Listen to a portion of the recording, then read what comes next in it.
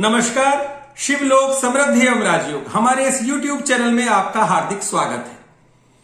आज हम आपको बताने जा रहे हैं शीतला अष्टमी के विषय में, बसौड़ा पूजन के विषय में और उस दिन कुछ सिद्ध उपाय, जो ऐसे उपाय हैं यदि आप उस दिन आप करते हैं तो आपका घर धन धान्य से भरा रहेगा, अन्नपूर्णा की कृपा रहेगी, घर में द्रव्यों की, धन की, खाद्य पदार्थों की कभी कोई कमी नहीं आएगी और जो भोजन खाद्य पदार्थ आपके यहां प्रयोग होंगे उनका शरीर पर सकारात्मक प्रभाव पड़ेगा, वो शरीर को लाभप्रद होंगे और आप निरोगी स्वस्थ रहेंगे। वर्ष 2021 में शीतला अष्टमी, जिसको बसौड़ा पूजन भी कहते हैं क्षेत्रीय भाषा में, वह 4 अप्रैल रविवार को है। जब होली का पर्व, रंगोत्सव का पर्व बीतता है, फागुन मास में पूर्णिमा तिथि को होली बीतती है, अगले दिन रंगोत्सव आता है, चैत्र मास कृष्ण पक्ष प्रारंभ होता है, तो उस दिन की अष्टमी तिथि को बसौड़ा पूजन शीतला अष्टमी के नाम से जानते हैं। देखिए, मौसम का परिवर्तन होता है, मौसम के परिवर्तन होने से शरीर में सर्दी, जुकाम, खांसी, बुखार, फोड़े, फुंसी इत्यादि चीजें लगती है। चूंकि होली के आसपास के मौसम में नमी और हल्की सी ठंडक सी बनी रहती है। उसके बाद जब मौसम होली दहन होता है, उसके बाद मौसम में उष्णता आ जाती है, मौसम का परिवर्तन चलता है। तो इस लिहाज से भी ये त्योहार, शीतला अष्टमी का पूजन, ये तिथि हमें संकेत देती है कि मौसम के साथ अपने शरीर को कैसे ढालें, मौसम के परिवर्तन के साथ अपनी इम्यूनिटी को कैसे बढ़ाएं, अपनी रोग प्रतिरोधक क्षमता को कैसे बढ़ाएं। तो विज्ञान के आधार पर, जैसे आप हल्का सुबह गुनगुना पानी पिएं,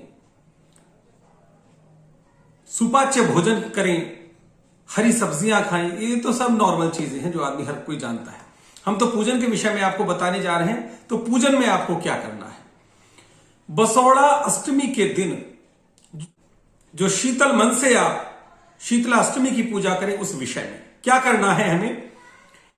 जो लोग क्षेत्रीय रीति रिवाजों के अनुसार पूजा करते हैं, तो इस दिन क्या करते हैं वो लोग कि बासी भोजन का भोग लगता है, अर्थात सप्तमी तिथि को रात्रि में आटे की पूड़ियां बनाते हैं, मीठे चावल, गुड़ के चावल बनाते हैं, उसी का भोग लगता है। वो स्वयं भी ग्रहण करते हैं प्रसाद रूप में। हल्दी की 5 थापे वहां लगाते हैं उस स्थान पर, और फिर जहां होली का दहन होता है वहां भी पूजन करते हैं। तो अलग अलग क्षेत्रीय प्रथाएं हैं, कैसे करते हैं, क्या करते हैं। चने की दाल का भी दान करते हैं, गुड़ का भी दान करते हैं, बहुत सारी चीजें। हम आपको वह सिद्ध उपाय बता रहे हैं कि जो आपको शीतला अष्टमी के दिन, बसौड़ा पूजन के दिन करना है। चने की 1.25 किलो दाल और 1.25 किलो गुड़ आप किसी निर्धन को दोपहर 11 से 12 के मध्य दान कर दीजिए। आपके यहां कभी अन्न की कमी नहीं होगी और जो अन्न घर में आप रसोई में पकेगा वो सभी प्राणियों के लिए, जितने घर में रहते हैं, स्वास्थ्यवर्धक सिद्ध होगा। इसी शीतलाष्टमी के दिन आप मसूर की दाल, गेहूं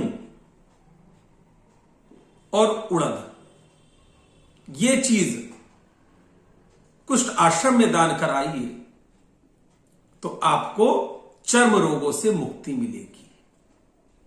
एक चीज और बता दें, यदि चर्म रोग से पीड़ित व्यक्ति चल रहा है तो वह मूंग की हरी दाल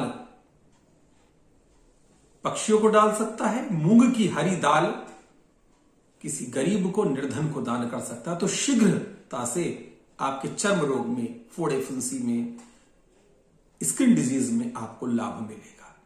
यह सिद्ध छोटा सा उपाय है, इसे आप आजमा कर देखिए। निश्चित मान लीजिए कि यह उपाय, दान कभी निष्फल नहीं जाता। धन की 3 गति होती है। भोग, प्रथम गति भोग, आप उस धन का कितना उपयोग कर रहे हैं। एक गति धन की होती है दान, कि जो आपने धन अर्जित किया है उसमें से कुछ अंश निश्चित ही रूप से शुभ कार्यों में अच्छी जगह दान कर देना चाहिए। और धन की तीसरी गति होती है जो उन 2 गतियों को नहीं करता, जो अपने धन का ना तो दान करता, ना उसका सही उपयोग करता, उसके धन का किसी ना किसी दिन नाश हो जाता है। अर्थात धन की 2 गति ही अपनानी चाहिए जीवन में।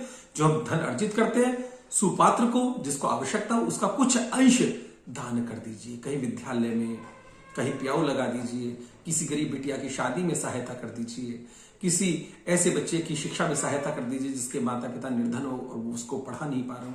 छोटे छोटे अलग अलग हिसाब से दान कर सकते हैं।